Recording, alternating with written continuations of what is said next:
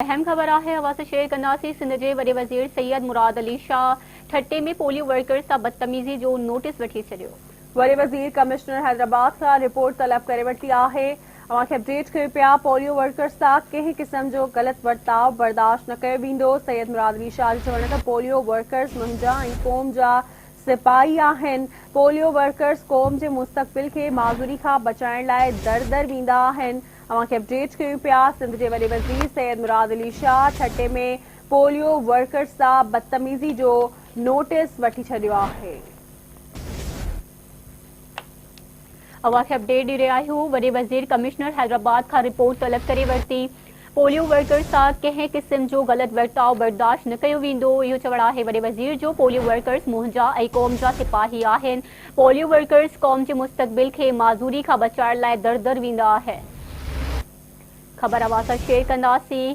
सिंध जे वॾे वज़ीर सैयद मुराद अली शाह ठटे में पोलियो वर्कर्स सां बदतमीज़ी जो नोटिस वठी छॾियो। वॾे वज़ीर कमिश्नर हैदराबाद खां रिपोर्ट तलब करे वरिती। पोलियो वर्कर्स सां कंहिं क़िस्म जो ग़लति वर्ताव बर्दाश्त न कयो वेंदो। अवांखे आगाही न्यूज़। सिंध जे वॾे वज़ीर सैयद मुराद अली शाह ठटे में पोलियो वर्कर्स सां बदतमीज़ी जो नोटिस वठी छॾियो। वॾे वज़ीर कमिश्नर हैदराबाद खां रिपोर्ट तलब करे वरिती।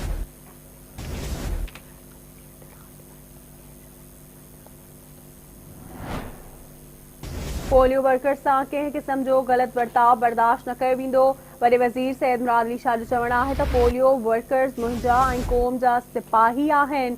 पोलियो वर्कर्स क़ौम जे मुस्तक़बिल खे माज़ूरी खां बचाइण लाइ दर दर वेंदा आहिनि।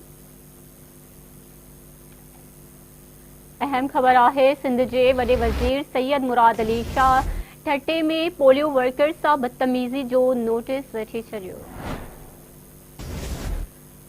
अवांखे अपडेट ॾेई रहिया आहियूं। वॾे वज़ीर कमिश्नर हैदराबाद खां रिपोर्ट तलब करे वरिती। तफ़सील मालूम कंदासीं आमिर सुप्रो खां। जी आमिर, अपडेट कजो, कहिड़ा तफ़सील आहिनि?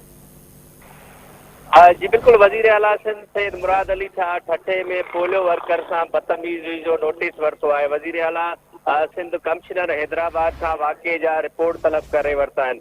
वज़ीर आला सिंध जो चवणु आहे त पोलियो वर्कर सां थियल बदतमीज़ी जो जेको आहे बर्दाश्त कंहिं बि वक़्तु न कई वेंदी। वज़ीर आला जो चवणु आहे त पोलियो वर्कर्स असांजे क़ौम जा सिपाही आहिनि। पोलियो वर्कर्स जो मुस्तक़बिल माज़ूरी तौर बचायो वञे। त वज़ीर आला सिंध जो चवणु आहे त जंहिं बि पोलियो वर्कर सां बदतमीज़ी कई आहे उन ख़िलाफ़ कानूनी कार्रवाई कई वञे। वज़ीर आला सिंध कमिश्नर हैदराबाद खां जेकी वाक़ियो थियो आहे बदतमीज़ी उनजी तफ़सीली रिपोर्ट तलब करे वरिती आहे। जी महिरबानी अवां जी अपडेट करण लाइ।